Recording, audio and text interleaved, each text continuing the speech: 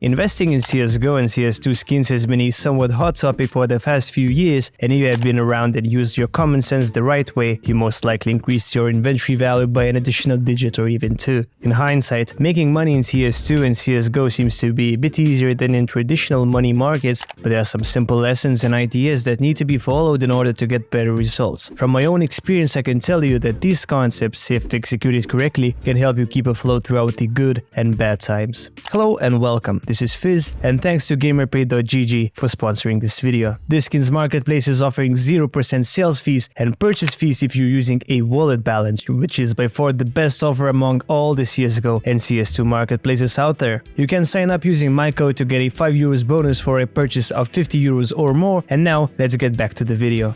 When I first heard of these videos and articles where people say that there are some lessons that you need to follow in order to make better returns, I was certainly skeptical of them. I thought that all the things with crypto markets and even CSGO markets are really simple. You just buy low and sell for a bit more. While obviously the main concept works, there are quite a few more things that every investor and trader has to know. Let's start with portfolio management. I'm sure that you have heard this idea quite a few times before, but there is a very good reason why it's so heavily talked about. Diversification is a simple method that basically removes the power of luck and makes investing more of a science than a gambling. If one part of your portfolio performs badly, that does not mean that everything is in shambles, quite the opposite. If you actually did some good research and diversified your investments into several different things, you are more likely to be exposed to some particular items and things that perform better at some specific point in time. It's well known that CSGO and CS2 skins economy is highly cyclical. The hype tends to turn from stickers to cases to specific skins, and some price increases and decreases can be attributed to several dates that are well known in advance. So with this in mind, you can diversify your investment portfolio into at least a few categories. For instance, you can split your investments into 3 equal parts of cases,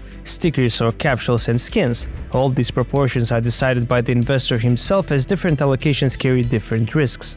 The second important thing that you need to know when investing is related to psychology. Keep in mind that this thing is not only related to CS2 or CSGO skins, this is a very primitive behavior that can be observed in various markets and other spheres of life. When prices all of a sudden start going down, more often than not people start selling their stuff. For instance, when the new major stickers hit the market, people tend to massively overreact to their looks, and the prices of previous sticker capsules and the stickers themselves suffer from sharp movements, sometimes even losing more than 75% of their value. While knowing that you technically lost 3/4 of your investment value is painful, it's far more interesting to analyze what happens next. The mechanism of a price decline is really simple. Big sell pressure crushes the buying power, and this continues for some time until the price finds the equilibrium. That means the buying and selling pressures neutralize each other. The market volume slowly declines and the price slowly rebounds as the natural demand usually takes over. This, for instance, can be well observed with the Antwerp Legend sticker capsule,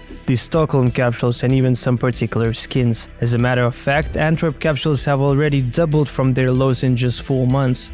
Stockholm capsules, on the other hand, showed an even better bounce, and the price for the Legends capsule is almost back to the pre-Paris major levels. As you can see, this basic psychological phenomenon keeps on happening year after year, so the main idea here is to wait and not make too many on-the-spot decisions. Well, previously mentioned impulsive on-the-spot decisions can also be observed in a totally opposite manner. We previously talked about the urge people have to sell their investments since quote-unquote the price is falling too fast, but there is also a thing known as FOMO. These 4 letters stand for fear of missing out, and this psychological behavior is most often the main culprit of massive hype cycles. When some news comes out, people tend to dive deep and buy things for more than they are actually worth. This way a massive buy pressure gets created, and this results in some astronomical price increases without sufficient price support. For instance, these things happened with skins after the CS2 announcement, with the Clutch case after the Revolution case was introduced, and most recently with the DreamHack 2014 stickers.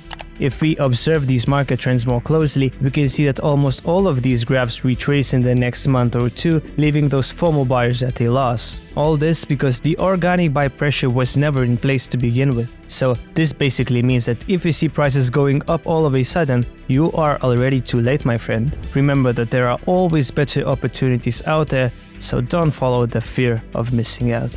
This brings us to another step, the risk management. You have probably heard about this before, but the principles of this tend to be overlooked quite often. Don't put more money into CS2 and CSGO skins that you can afford to lose. Obviously, while it does not seem that Valve has any plans to change its economic model, there are always things you can't control. The same thing applies to risk investments. Before playing around with any of them, ask yourself if you can stomach the loss of your investment. If so, then you're good to go. After all, not being too greedy and cautiously managing your risks can easily give you at least 10% yearly returns, which my channel viewers definitely know are better than the annualized S&P returns. Any type of investment has to be backed by some type of research, whether that's analytical data or a hunger with thought. First of all, you need to be convinced of your investment yourself. If you think that a particular move is a good one, you should also do some objective research, observe the market trends, and do other types of actions to get as much information as possible. Moreover, don't forget to do some counter research. It's so easy to get consumed by these subjective thoughts and not see the ever so obvious red flags. As the CS2 community is growing by the day, the number of resources you can use for free to get some serious research is at an all-time high. There are some often overlooked things that can turn an average idea into a detrimental decision simply because some details were unaccounted for. Since CS2 and CSGO investments revolve around money, you need to do at least some basic calculations. Buying and selling on different marketplaces have a wide range of fees and other details that sometimes eat into your margins. As the saying goes, do your own research and don't forget about the simple common sense. Now, after hearing all this, you might be wondering, but Fizz, when do I buy and when do I sell? Well, the short answer is that I don't know. If I knew, I would be a millionaire. However, from my experience, there are a few things that you need to get hold of. First of all, you need to understand that good investments are mostly not shared on YouTube and other platforms, as more often than not, these videos are out there just to induce that simple 10x FOMO feeling I was talking about before. So, if you do your research and find a good item or items that you want to buy, you can buy it, but there are two important caveats. Some items tend to have different prices throughout the day, a week, or even a month, so you can slowly buy into your preferred things at different price levels. This way you will average out your investment price.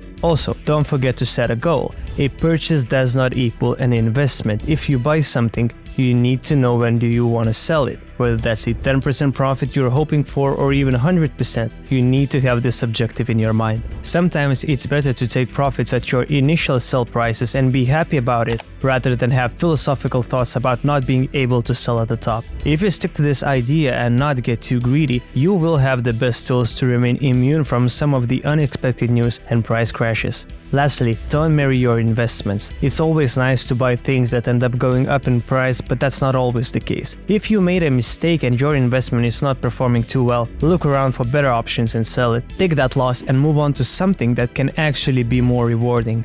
Of course, remember that I'm not a financial advisor and all the things I'm telling you came purely from my own experience. You are in charge of your portfolio and your mind. You make your own decisions. By the way, since you're watching the video up until this point, I have some great news for you. As this channel is sponsored by GamerPay.gg, I want to share some of their amazing love with you guys. There is a 50 euros worth of GamerPay balance giveaway going on my Discord channel, and if you want to join this giveaway, just head over to the Discord with the link in the description, enter the giveaway and leave a comment with your Discord username under this video. Thank you for watching. Don't forget to like the video and hit that subscribe button. I really appreciate it, and I will see you in the next video.